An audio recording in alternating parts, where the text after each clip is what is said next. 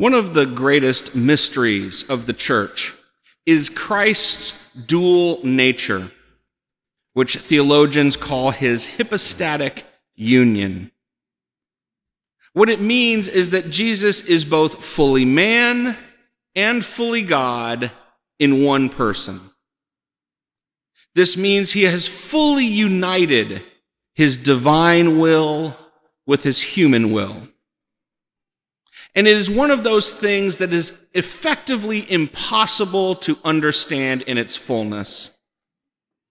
It requires us to keep our understanding balanced on a knife's edge. We can fall off one side and potentially strip Christ of his humanity by seeing everything he does in perfect divine terms.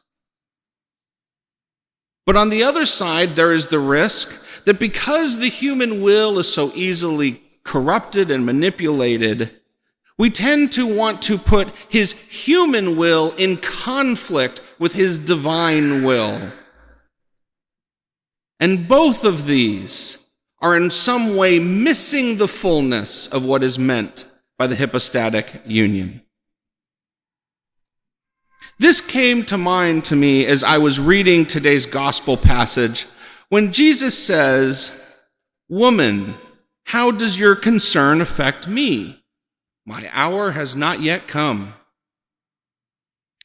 To me, this is a very human reaction. You can imagine that Jesus just wanted to attend a nice, fun wedding with his family and his friends and his disciples. He's enjoying this hidden life that he has in Galilee. And here comes his mom, telling him that it is time for him to embrace this profound calling that has been called upon him to go out into the world to reveal that he is the Messiah. And with that, he knows that everything he cherishes in his simple life in Galilee will end. It's a remarkably human moment. All of us have gone through that period in our lives. Well, most of us. Some of you are still quite young, but you'll get there. Of feeling that pressure to mature and grow older. Or even when you get a little older, feeling like a 16-year-old fraud in a 30-year-old's body or a 46-year-old's body. And what parent doesn't know what it's like to have to push your children just a little bit to get them to mature and be pushed out of the nest, as it were? It's all profoundly human. And perhaps what sets Jesus apart, the gift of his Hippostatic Union, is that despite this very human moment, he doesn't linger or stall or debate.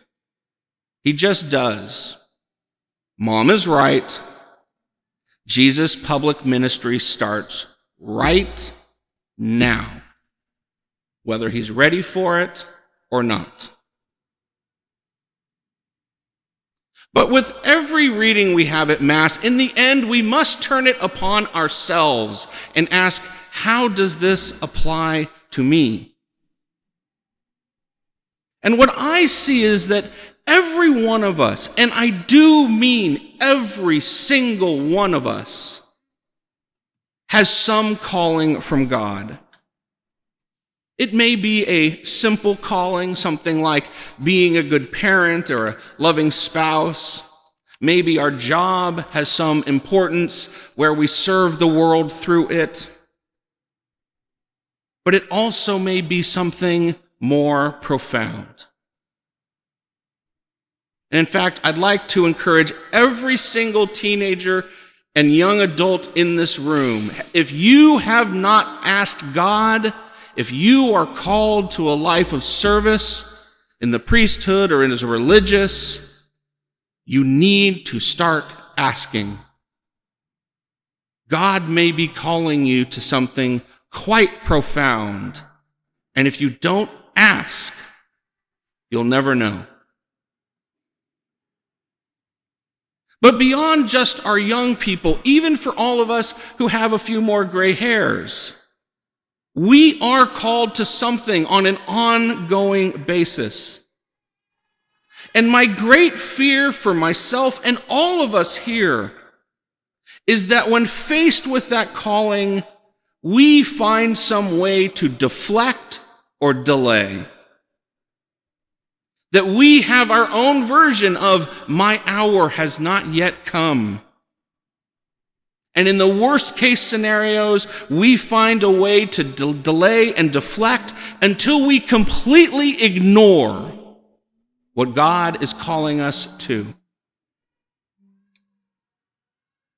Today's readings are here to tell us we must resist this temptation.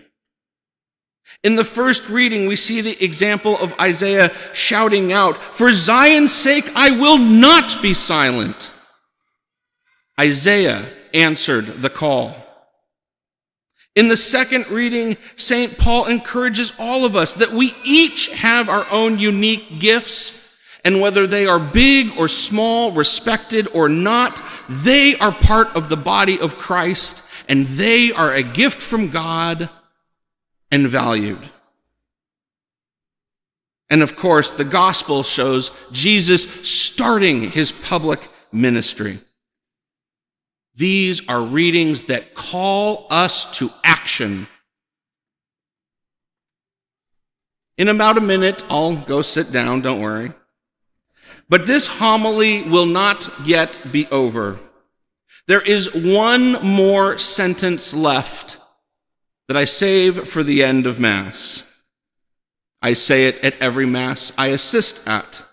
In fact, they are the final official words of the Mass. I proclaim, "Go and announce the gospel of the Lord." And those words complete this homily. Because today is a day for action. Today is a day to put fears aside. Today is a day to stop making excuses. Today is a day to dig deep in our souls and respond to that call that we've been deflecting. It's time today. Today begins a new phase in our lives with a new or renewed ministry.